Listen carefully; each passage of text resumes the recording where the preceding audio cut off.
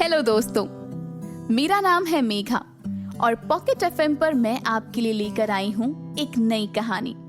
आइए सुनते हैं इस कहानी का दूसरा एपिसोड, सेंट्रल जेल। सगाई के कुछ महीनों बाद अनुष्का सेंट्रल जेल में दोपहर के 1 बजे अपने लॉकअप में बैठी हुई थी। उसी वक्त उसे कुछ आवाजें सुनाई दी, जैसे कोई लड़ रहा हो। वो भागते हुए ग्राउंड पर पहुंची तो उसने देखा कि उसके लॉकअप में उसके साथ रहने वाली माया का किसी के साथ झगड़ा हो गया था और माया जमकर उसकी पिटाई कर रही थी। अनुष्का ने जाकर उस लड़की को माया से बचाया। माया इस जेल में कई सालों से थी और उसका यहाँ काफी नाम चलता था, लेकिन इतने महीनों में माया से अनुष्का की अच्छी दोस्ती हो गई थी, इसलिए माया सिर्फ अनुष्का की सुनती थी। अनुष्का ने माया से कहा, ये क्या कर रही हो माया, क्या इसकी जान लेनी है? कहते हुए अनुष्का ने माया को अपनी तरफ खींच लिया और उसका हाथ पकड़कर अपने लॉकअप में ले आई। माया ने लॉकअप पहुंचते ही अनुष्का की तरफ घूर कर कहा, देख बहन, तू अभी ना नई नई आई है, तुझे नहीं पता ये लोग किस तरह से जाल बिछाते हैं। अगर तू इनसे इस तरह प्यार से पेश आएगी ना तो ये तुझसे अपना काम करवाएंगे। अनुष्का ने माया को समझाते हुए कहा, तुम्हारे घर वालों ने तुम्हें यही सिखाया है, इस तरह से किसी को मारना, झगड़े करना? माया ने हंसते हुए कहा, तो तुझे क्या लगता है मैं इधर भगवान का भजन करने आई हूँ? चल मेरा छोड़, ये बता तेरे घर वाले किधर हैं? वो तो कभी तुझसे मिलने भी नहीं आते। ये सुनते ही अनुष्का थोड़ी उदास हो गई, क्योंकि इतने समय में उसके घर से ना तो उसकी माँ, पापा और ना ही उसकी बहन मायरा, जिसके लिए उसने ये सब किया था, उनमें से कोई भी उससे कभी मिलने नहीं आया। अनुष्का को उम्मीद थी कि जब वो मायरा का इल्जाम अपने सर पर लेगी तो उसके परिवार वाले उसे जल्द से जल्द बाहर निकाल लेंगे, लेकिन ये उसकी उम्मीद अब टूट रही थी। अनुष्का ने सोचा भी नहीं था कि सगाई वाले दिन ऐसा कुछ भी हो जाएगा। अनुष्का को ऐसे सोच में डूबे देखकर माया ने फिर से कहा, अच्छा चल एक काम कर, मुझे अपने घर वालों में से ना किसी का फोन नंबर दे, मैं इधर से फोन लगा देती हूँ, आ जाएंगे तुझसे मिलने। अनुष्का ने माया की तरफ देखते हुए कहा, काश मेरे पास किसी का नंबर होता। यार तू क्या लड़की है, तुझे अपने घर में से किसी का भी नंबर ही नहीं याद है? माया ने हैरानी से कहा और कुछ सोचने के बाद माया ने फिर से कहा, अच्छा चल एक काम कर, मुझे ये बता, तेरा कोई बॉयफ्रेंड रहा हो तो कभी उसी का नंबर बता दे। अनुष्का ने मुस्कुराते हुए माया की तरफ देखा और बोली, ना बॉयफ्रेंड है और ना उसका नंबर। मुझे कुछ याद ही नहीं है कि मैं किस कॉलेज में थी या किस स्कूल में थी। माया ने अनुष्का का मजाक उड़ाते हुए कहा, देख याद नहीं वाले बहाने तो ना तू पुलिस और कोर्ट के सामने बोलना, इधर मेरे को पता है तू क्या चीज है, इसलिए नौटंकी मत कर। अनुष्का ने बड़ी ही गंभीरता से कहा, और मुझे झूठ बोलकर क्या मिलेगा, वो भी तुमसे? अनुष्का की इस बात पर माया सोचने पर मजबूर हो गई और उसने कहा, पर ऐसा कैसे हो सकता है कि तुम्हें कुछ याद ही ना हो? अनुष्का ने उसे यकीन दिलाने की कोशिश करते हुए कहा, मैं सच कह रही हूँ, दरअसल मैं अपने परिवार से कुछ महीने पहले ही मिली हूँ। मैं हॉस्पिटल में एडमिट थी और मेरी याददाश्त जा चुकी थी। मेरे पेरेंट्स मुझे हॉस्पिटल में मिले थे। उन्होंने मुझे बताया कि जब मैं 7 साल की थी तब मेरा किडनैप हो गया था और अब जाकर मैं उन्हें मिली हूँ। माया ने पूछा, अच्छा तो तुम्हें कुछ महीनों के पहले की जिंदगी के बारे में कुछ भी नहीं पता, जब तुम फैमिली के साथ नहीं थी? अनुष्का ने ना में सर हिला दिया, लेकिन फिर कहा, मुझे याद नहीं है, लेकिन डैड ने पता लगवाया था। उनका कहना था कि मैं मुंबई के ही पास किसी गांव में थी और मेरा एक्सीडेंट हुआ था। उसके बाद मैं अपनी फैमिली से मिली।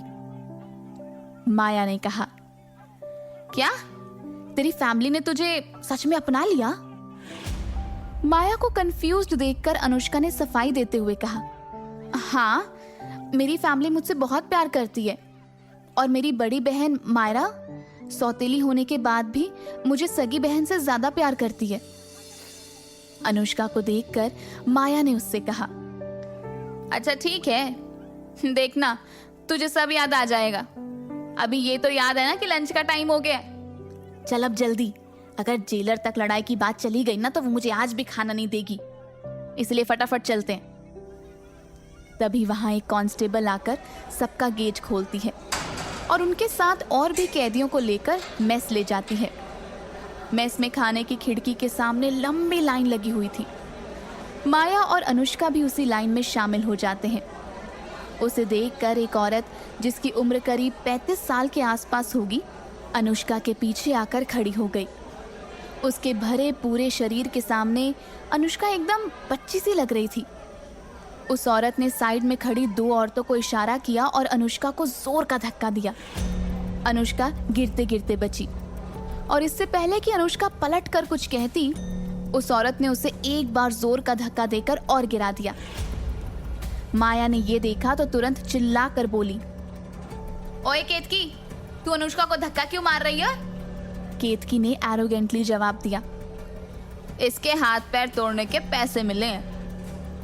माया ने गार्ड को आवाज लगाई, लेकिन वो चुपचाप दूर खड़ी होकर देख रही थी। उसने कोई जवाब नहीं दिया। माया समझ गई थी कि अनुष्का मुसीबत है। वो अनुष्का की तरफ आगे बढ़ी ही थी, 2 औरतें उसके सामने आ गई। उधर अनुष्का दोबारा खड़ी हुई और केतकी ने फिर उसकी तरफ एक पंच मारा, लेकिन जवाब में अनुष्का ने अपनी बाह से उसके हाथ को रोक लिया। केतकी ने दूसरे हाथ से उसे मारने की कोशिश करी तो अनुष्का ने उसके दूसरे पंच को भी रोक लिया और केतकी को 2 ही पंच से उसे जमीन पर पटक दिया। ये सब सिर्फ कुछ ही सेकंड्स में हुआ था और वहां खड़े लोग कुछ समझ भी नहीं पाए थे। अनुष्का खुद हैरान थी कि उसने ये सब कैसे किया।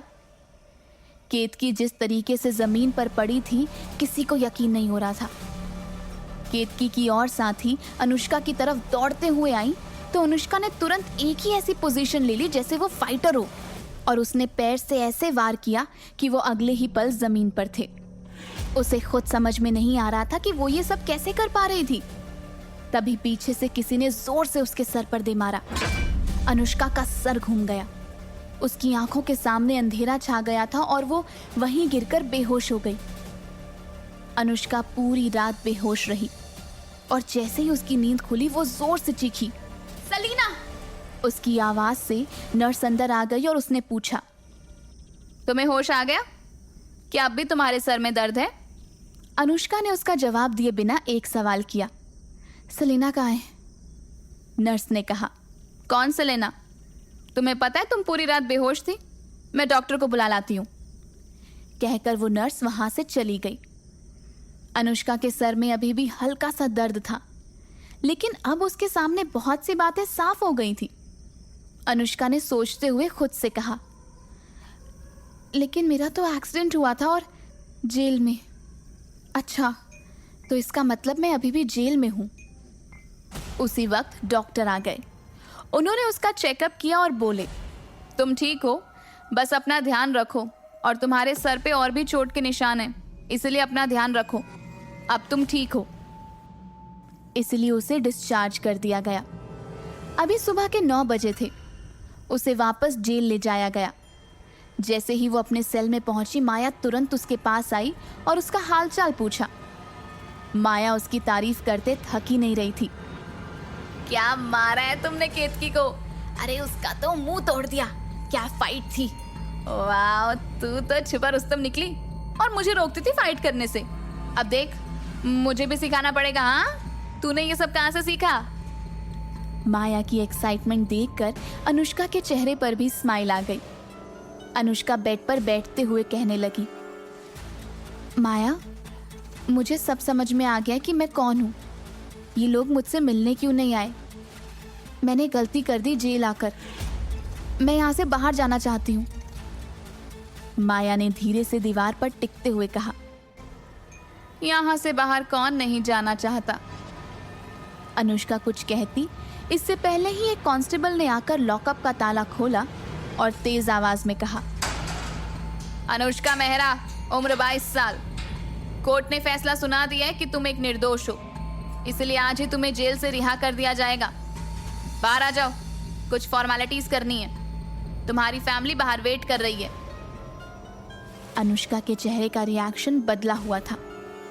उसके माइंड में न जाने कौन कौन सी बातें चलने लगी थी।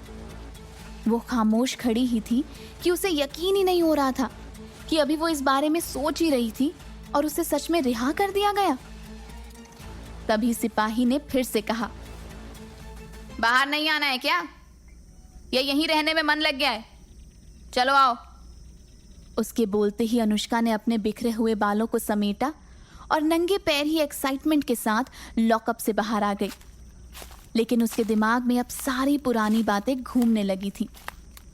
सिपाही को पीछे छोड़कर वो दौड़ते हुए वेटिंग रूम की तरफ भागने लगी। जैसे जैसे वो चल रही थी, उसकी धड़कनें तेजी से चलने लगी। उसने मन ही मन सोचते हुए कहा, इन लोगों ने मुझसे झूठ क्यों बोला? नहीं, कहीं ऐसा तो नहीं है कि मैं कुछ ज्यादा ही सोच रही हूँ। अगर झूठ बोलना होता तो जेल से छुड़ाते ही क्यों?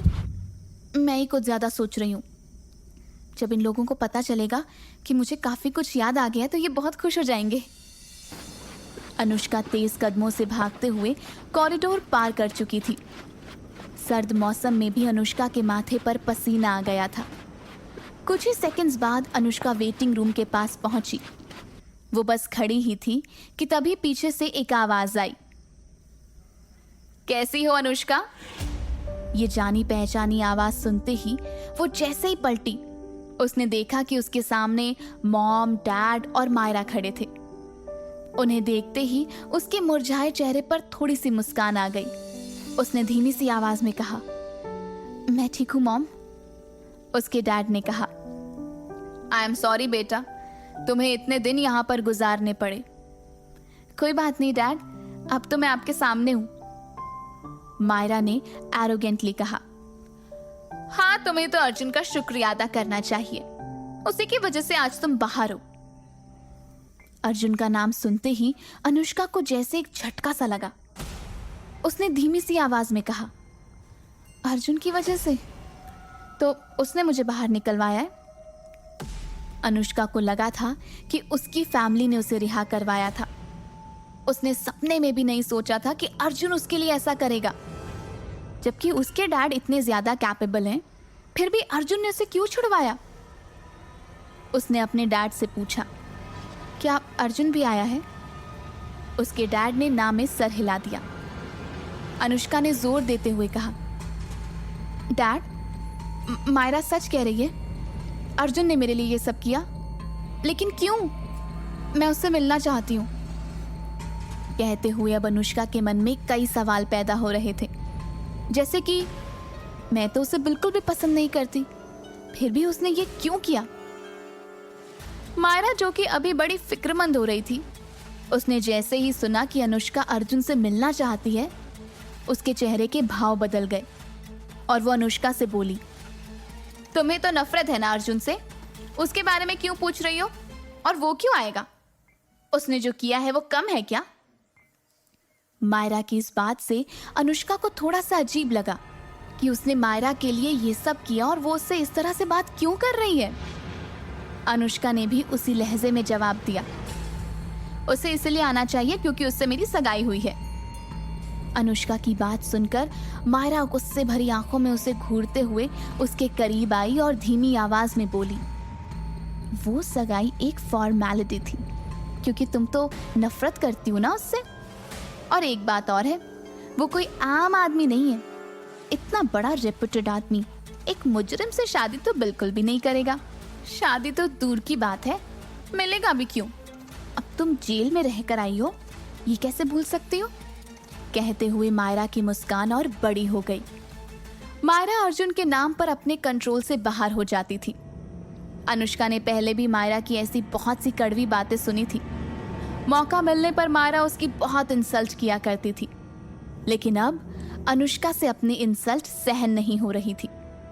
उसने कॉन्फिडेंस के साथ मायरा की आंखों में देखते हुए कहा, मायरा, सच सबको पता है कि मुजरिम कौन है, इसलिए बेहतर है कि इस बात पर कोई बहस ना ही की जाए। उन दोनों की बहस देखकर मिस्टर मेहरा ने मायरा को गुस्से से देखते हुए कहा, मायरा, स्टॉप इट। ये घर नहीं है जो यहाँ बहस कर रही हो तुम। हम यहाँ तुम्हारी बहन को लेने आए हैं। मिसेस मेहरा ने बीच में कहा। आप तो जब देखो ना तब मायरा को ही डांटते हैं। और बेटा अनुष्का, जो हो गया उसे भूल जाओ। हमने तुम्हें यहाँ से निकाल लिया ना, बस। अनुष्का ने अपनी माँ की तरफ देखते हुए कहा, मॉम, मैं सिर्फ अर्जुन से मिलकर उसको थैंक्स कहना चाहती थी। इसके लिए मायरा इतना क्यों भड़क रही है? और उसने मुझे छुड़वाया है तो इतना तो करना ही होगा। ये सुनकर मायरा और मिसेस मेहरा दोनों हैरान थे, क्योंकि अनुष्का ने आज से पहले कभी अर्जुन को लेकर ऐसा नहीं बोला था। दोनों को अनुष्का कुछ अलग सी लग रही थी। उसके चेहरे पर कॉन्फिडेंस दिख रहा था, जैसे वो पहले वाली बेचारी अनुष्का हो ही ना। दोनों सोच में पड़ गए कि अनुष्का बदल कैसे गई। पहले तो उसने एक बार भी उनकी बात पर पलटकर कुछ नहीं कहा था, और आज वो जवाब पर जवाब दिए जा रही थी। जिससे वो नफरत करती है उसे थैंक्स बोलना चाहती थी। उसी वक्त उन सभी को वहां पर कुछ हलचल सुनाई देने लगी, जैसे कोई अंदर आया हो। अनुष्का ने पलटकर दरवाजे की तरफ देखा, जहां पर मिलिट्री ड्रेस में अर्जुन खड़ा था। अर्जुन को देखकर सब हैरान थे, क्योंकि सबको यकीन था कि वो नहीं आएगा।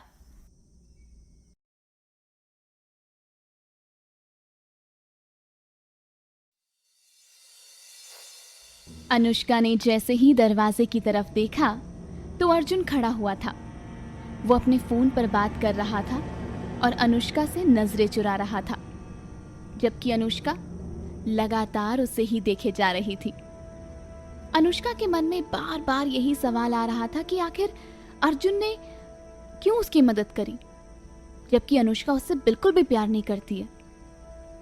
अर्जुन को देखते ही मिसेस मेहरा ने कहा, अरे बेटा, तुम यहाँ कैसे? तुम तो नहीं आने वाले थे।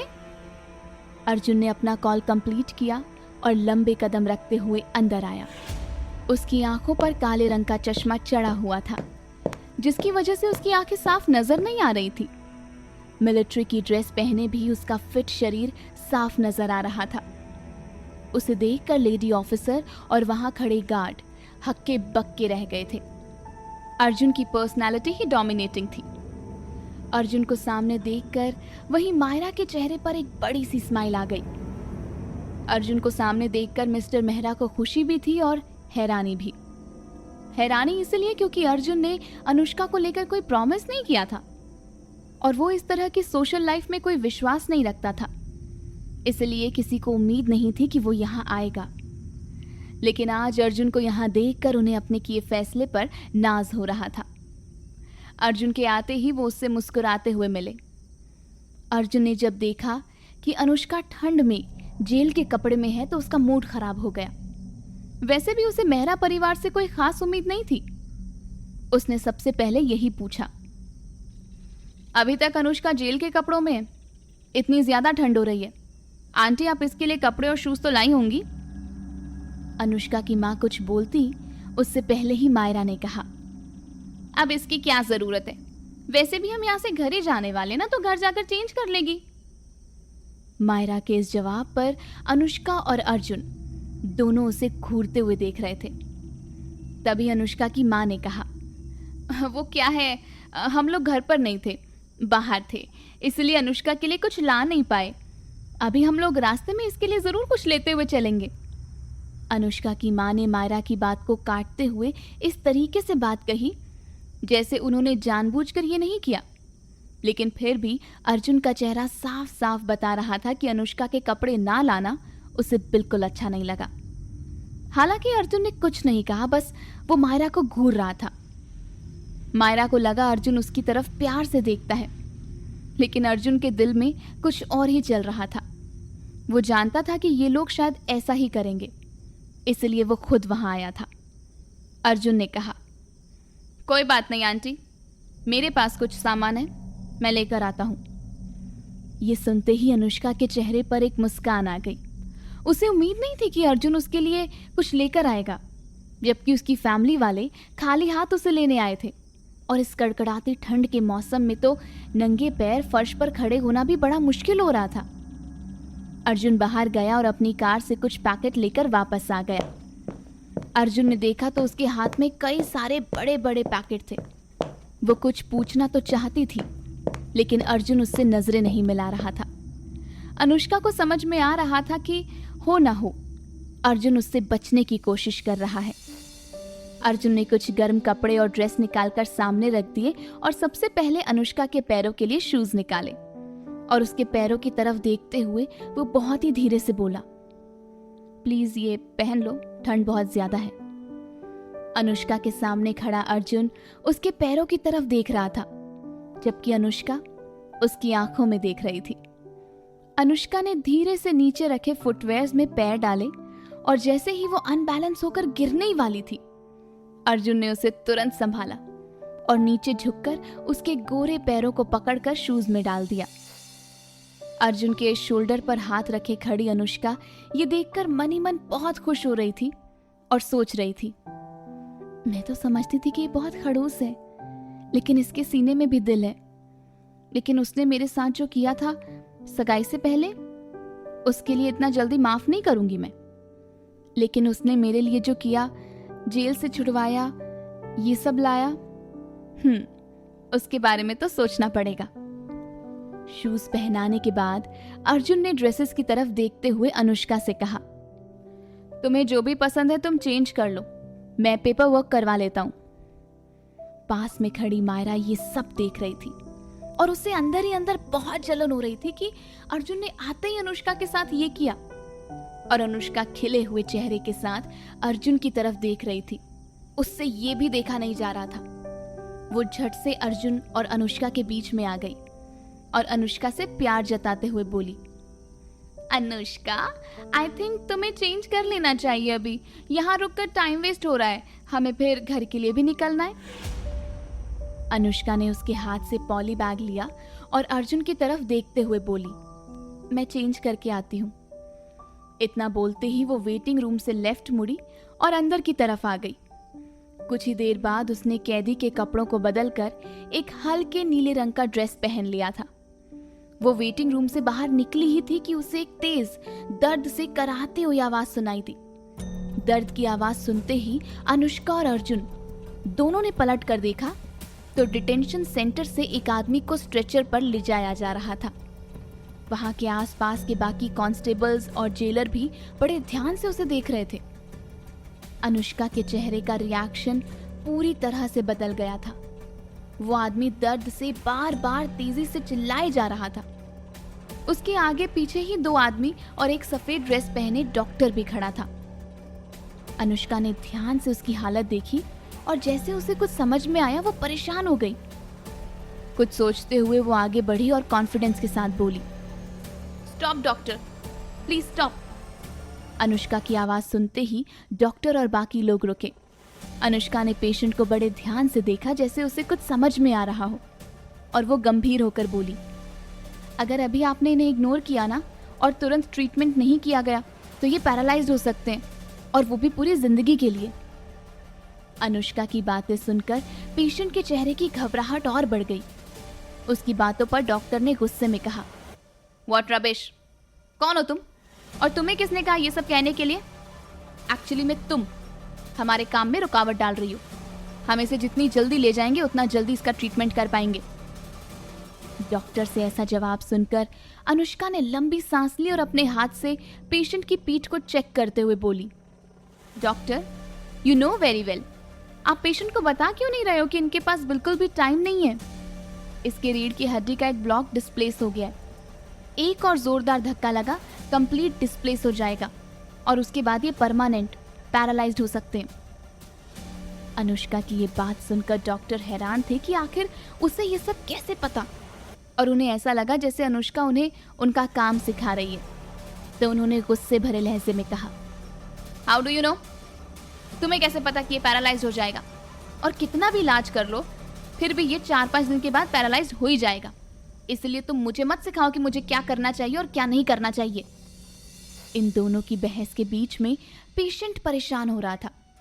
हालांकि ये पेशेंट इस शहर का जाना माना क्रिमिनल था जिसे सब देव के नाम से जानते थे, और उसके साथ उसके कुछ साथी भी थे। उसने तेजी से तड़पते हुए कहा, डॉक्टर वो क्या बोल रही है सुन तो लो, तुम लोग तो मुझे पैरालाइज्ड करके छोड़ोगे। वो बेचारी लड़की मेरे ठीक होने के बारे में बोल रही है तो सुनो ना। मुझसे मेरा दर्द अब 1 मिनट भी बर्दाश्त नहीं हो रहा है। आपको जो करना है ना बस जल्दी करिए। पेशेंट की बातें सुनते ही जैसे अनुष्का के अंदर हिम्मत सी आ गई थी। उसने झट से अपने दुपट्टे को अपनी कमर में बांधते हुए कहा, डॉक्टर प्लीज मुझे एक नीडल चाहिए। ये सुनकर डॉक्टर ने उसे समझाते हुए कहा, अब तुम रीढ़ की हड्डी को एक नीडल से ठीक करोगी?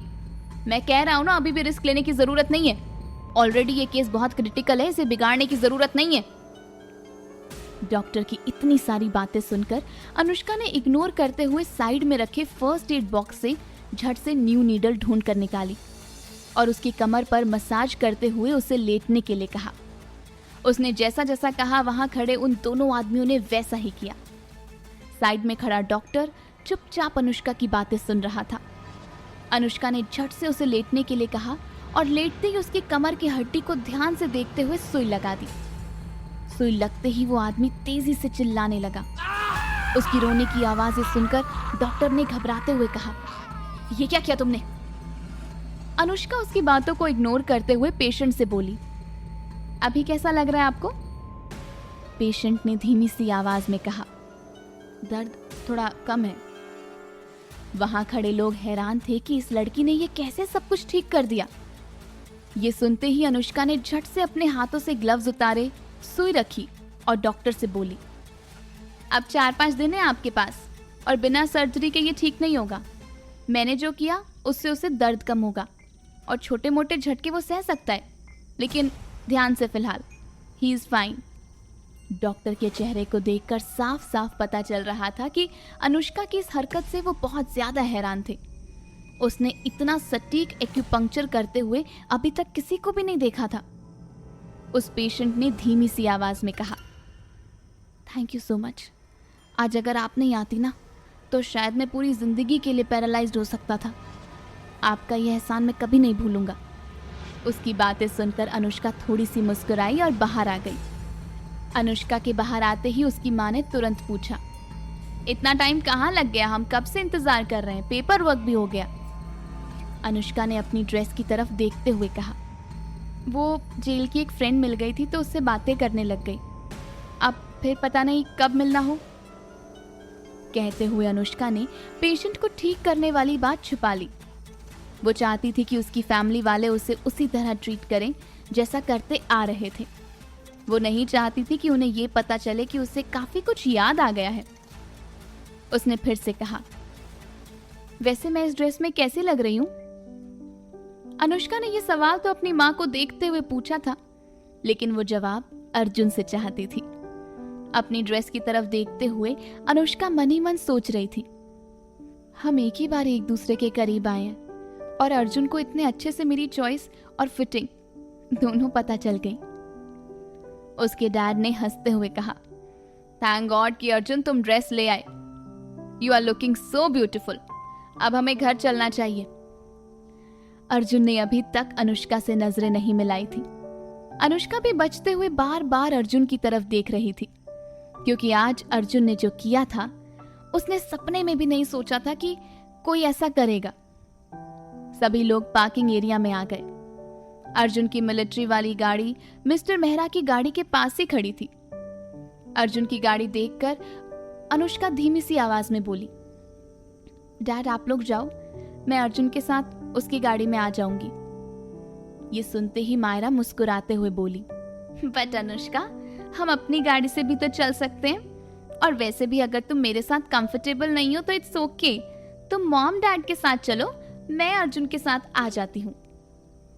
कुछ देर तो अर्जुन खामोश रहा, लेकिन फिर उसने धीमी सी आवाज में कहा, मैं और अनुष्का साथ में आ जाएंगे। इतना सुनते ही अनुष्का ने जल्दी से अर्जुन की तरफ अपनी गर्दन घुमाई और वो पलटकर गाड़ी के अंदर बैठा रहा।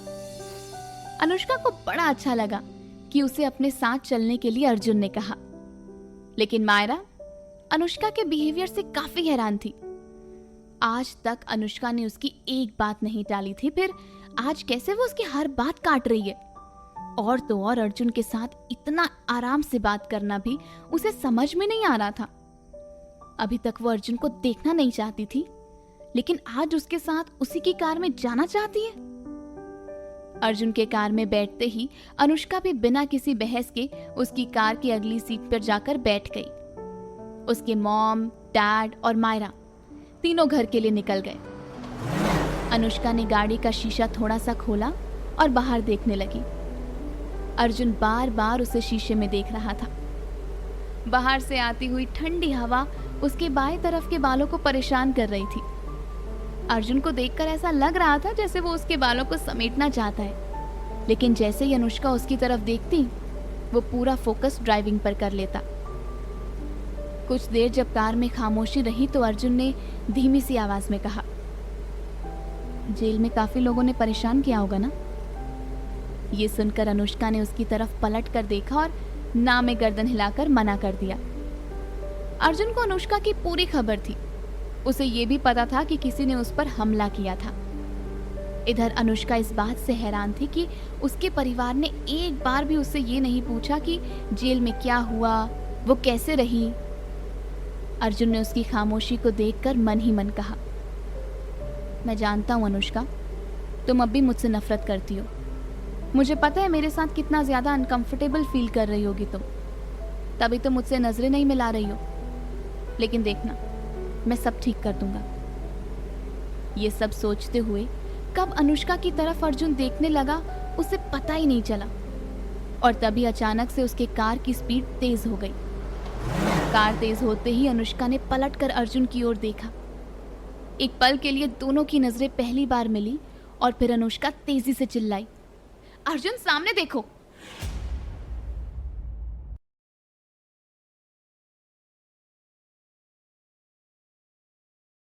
अनुष्का के बोलते ही अर्जुन ने ब्रेक लगाई और कार रुक गई। अनुष्का के जान में जैसे जान ही आ गई हो। वो गुस्से से उसकी तरफ देखते हुए बोली, ये क्या था अर्जुन?